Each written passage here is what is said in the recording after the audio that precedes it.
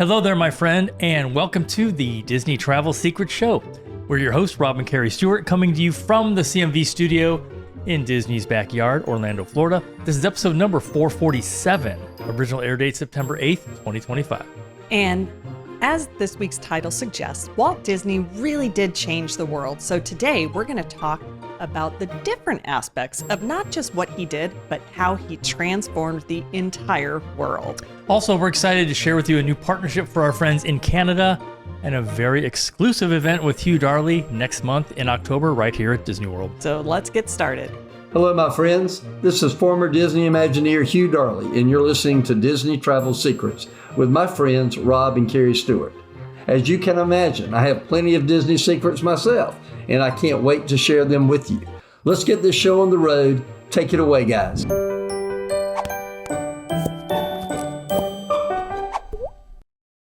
So as we just mentioned, we do have some breaking news for our Canadian fans and followers and listeners and all those kind of things. We do have a partnership now with a friend of ours who is a Canadian travel agent, and we're going to send her business from Canada. She's going to send us the U.S. business because that's how Disney makes it work. Yeah, no. And if you are from Canada and that's where you live, they do get different offers. And so it's good to have somebody who is right in your backyard and has, the earmarked status as well as a Disney earmarked agency. So we're super excited. All you need to do is reach out to us and just put Canada in the plan of vacation, and we will make the introduction. And yes, her name is Sandy. We can't wait to partner with her. And so again, if you are in Canada listening to our show and want to have a really, really good agent on your side, we will intro you to Sandy. And now, as we say, on with the show. So for those of you that don't know this already, Kerri and I have become very close friends with Hugh Darley, and we talk to him at least 2 or 3 times a week. And we realized that in his intro, he says that he has some great Disney stories, but we've never told them before. So I think that's about to change. Yeah, so we are super excited to announce that Hugh is going to be coming in the studio to film and record multiple stories from both his Disney background and also beyond, including the cruise industry. And, I totally forgot that he used to be the art director for Disneyland way back when. Okay, so that's going to be really cool on our Adventures by Disney trip because he's going to have some very unique background information some insights. See, that's the word also. Unique insights that the tour guides probably won't. Again, which leads us to that update on the Adventures by Disney with Hugh. We're very happy with those of you that have reached out about joining us on this trip. The one thing I don't think we really made very clear, you tell me if I'm wrong, this is not Hugh joining us out there and making an appearance and saying hi and doing a photo op and shaking hands. No, this is Hugh joining us along the entire trip as a guest, just like you. And so he'll be with us every single day. So imagine walking through Imagineering in those halls with Hugh, and he points things out like, oh, that used to be my office. Or walking down Main Street at Disneyland and then just listening to the stories that Hugh tells about his time there. I am so excited for this. I'm excited for this, kind of this plussed up partnership with Hugh, so to speak. But how would you like to do a private VIP tour with Hugh at Walt Disney World?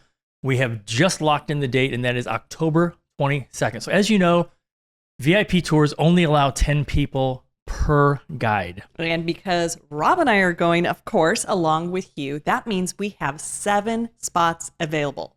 So as you can imagine, this is definitely a first come, first serve. But we also think that if this goes well, this may be the first of many private Disney VIP tours that we do with Hugh over at Walt Disney World. I think it will be. We did have people asking us if we were going to be attending Destination D a couple weeks ago. Last weekend, yeah. The short answer is no. The longer answer is after we went to the D23 Expo back in 2017, we both knew it was kind of a one and done for us for those type of events. Yeah, not that the events aren't great for the Disney fan, but the crowds there are crazy. Yeah. And if you've been to any of the Destination D, which is much smaller, or the D23 Expo events, you know what we're talking about.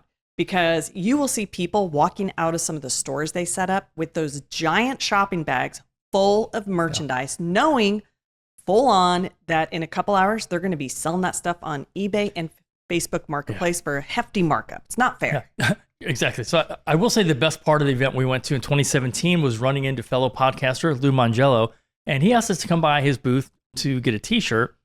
Right around the corner from his booth was the booth for Ryman Arts Foundation. And that was the last time we ever saw and spoke to former Disney Imagineer and Disney legend Marty Sklar.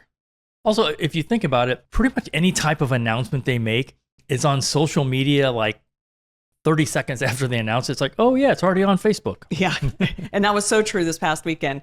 So before you ask us if we're going to the D23 Expo next year in Anaheim, the answer is no. But if you want to do it, go for it. Exactly. Knock yourself out. You'll have a blast. So before we get into the main topic, one thing I think worth mentioning is that without Walt Disney, we don't have a business and you would not be listening to this show. Yeah, we would not be doing this podcast. Because it wouldn't exist. No, because it's Disney Travel Secrets. It would just be Travel Secrets without Disney in the title. Now, let's talk about how Walt Disney changed the world, and all of it really came down to storytelling. I'm currently reading a book called Fans First by Jesse Cole. If you don't know that name, he is the founder of the Savannah Bananas. I think I'm maybe about 120, 125 pages into the book, and he's already made over a dozen references to Walt Disney and what he's accomplished over the last, over 100 years now. But no, there are so many examples, and Disney really has changed so many things. And so we're going to talk about a few here, starting with the impact he had on entertainment and the media. Well, when we think about Walt Disney today, it's easy to forget how revolutionary, how groundbreaking, I'll say, that he really was. I mean, before Walt came along, animation was basically these short little, somewhat amusing little shorts, I guess you call them. And you'd see maybe a 5-minute cartoon of Felix the cat getting into some slapstick trouble. That was a big word they used back in the day, slapstick. Yeah, it is. And that was before the main movie started. But Walt, he looked at animation and said, this can be so much more. So when Mickey Mouse debuted in Steamboat Willie, it wasn't just that they synced the sound, though, I mean, that was pretty incredible at the time. It was that Mickey had this personality that just leaped off the screen. And kids and adults alike just fell in love with this little mouse and his personality. And so suddenly you had this global superstar that wasn't even a real person. Think about that. Well, and then came Snow White. I mean, can you imagine the conversations in Hollywood? Disney wants to make a full-length cartoon. I mean, who's going to sit through that? The people in Hollywood, the critics and all that, they were literally calling it Disney's Folly. But Walt proved that animation could make you cry, it could make you laugh, and make you feel genuine terror, especially during that forest scene. So it was absolutely storytelling at its finest. And here's something that blows my mind about Walt.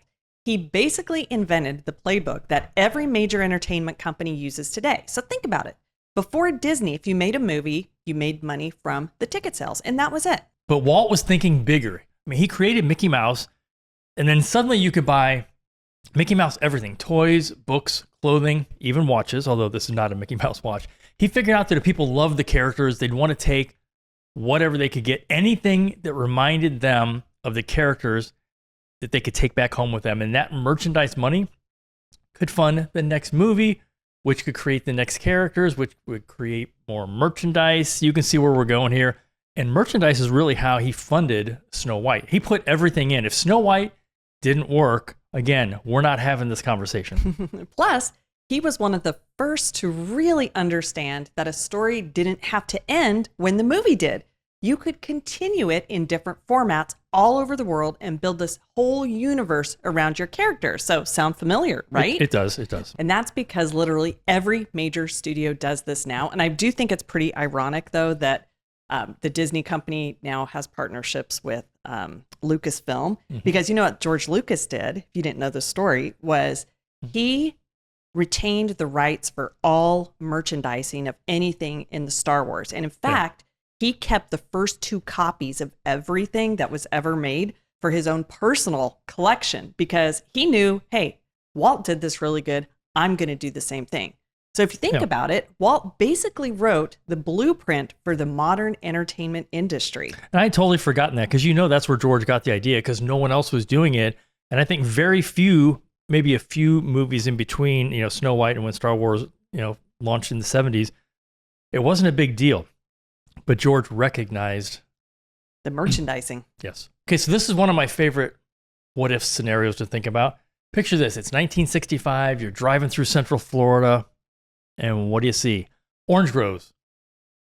everywhere, lots and lots of orange groves. So back then, the greater Orlando area had maybe 90,000 people. And to be clear, most people probably couldn't even find it on a map. Yeah, so the biggest excitement in town was probably the citrus processing plants. Ooh, exciting. I know. And then maybe some buzz from the space program over at Cape Canaveral.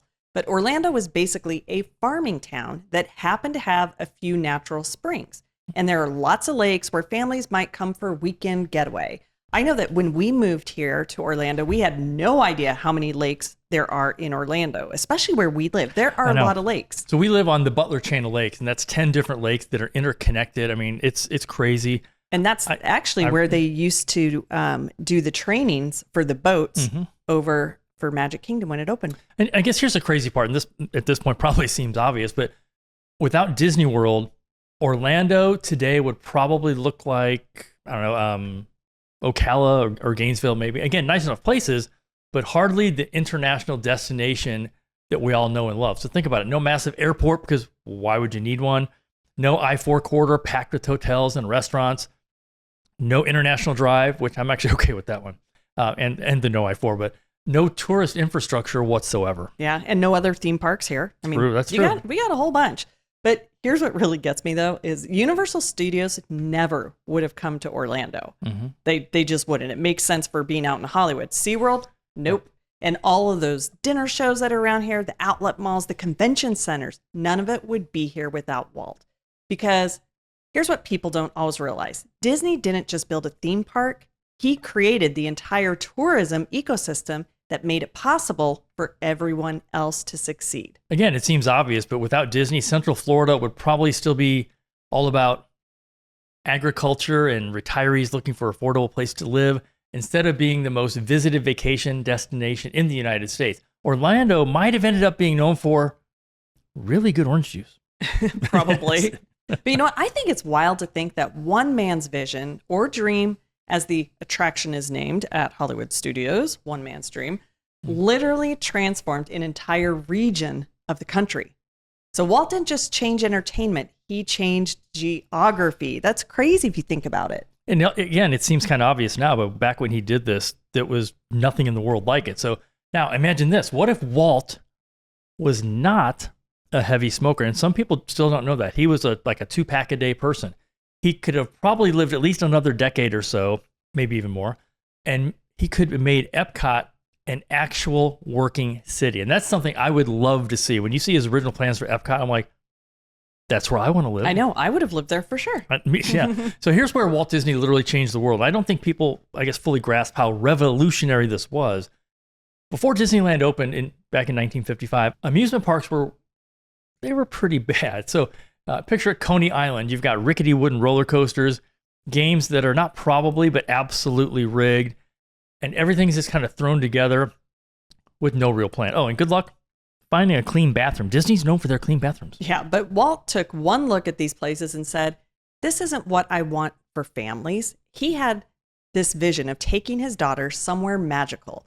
And when that place didn't exist, well, he decided to create it for himself. I think a lot of people don't realize that Walt was in the entertainment business before he even started the theme parks. Oh, yeah.